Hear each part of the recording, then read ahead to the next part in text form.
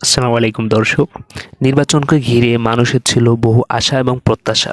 আজকের ভিডিওতে আমরা ঘোষণা করতে যাচ্ছি 7টি গুরুত্বপূর্ণ কেন্দ্রের ফলাফল। চলুন ভিডিওটা শুরু করা যাক। আমাদের প্রথম কেন্দ্র হিসেবে থাকছে ঢাকা 13। এই কেন্দ্রে বিজয়ী হলেন ববি হাজ্জাজ, যার ভোট সংখ্যা 90,601 এবং তার প্রতিদ্বন্দ্বিতা করেছেন মাওলানা মামুনুল হক, যার ভোট সংখ্যা 86,889, যাদের ভোটের ব্যবধান 3,712। 2 নম্বর কেন্দ্র হিসেবে থাকছে ঢাকা 15। এই কেন্দ্রের জয়ী হিসেবে ঘোষিত হয়েছেন ডক্টর শফিকুর রহমান, যার ভোট সংখ্যা 82,645।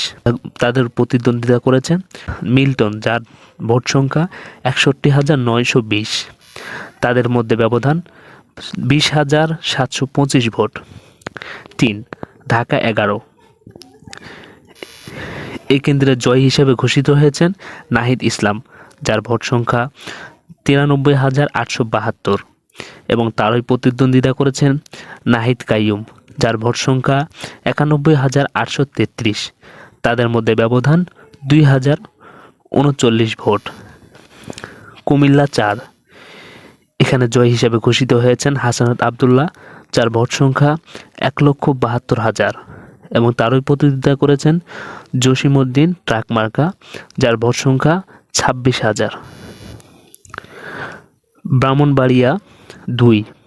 এখানে জয়ী হিসেবে ঘোষিত হয়েছেন ব্যারিস্টার রুবিন ফারহানা, যার ভোট সংখ্যা 50,579 এবং তার প্রতিদ্বন্দ্বিতা করেছেন জুনাইদ আল হাবিব, যার ভোট সংখ্যা 32,579। এরপরে থাকছে ঢাকা 17।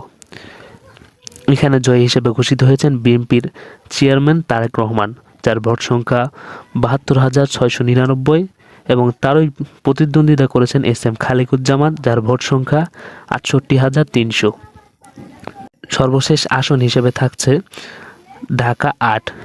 এখানে জয় হিসেবে ঘোষিত হয়েছেন মির্জা আব্বাস, যার ভোট সংখ্যা 59,366 এবং তারই প্রতিদ্বন্দ্বিতা করেছেন নাসির উদ্দিন পাটোয়ারি, যার ভোট সংখ্যা 54,127 ভোট।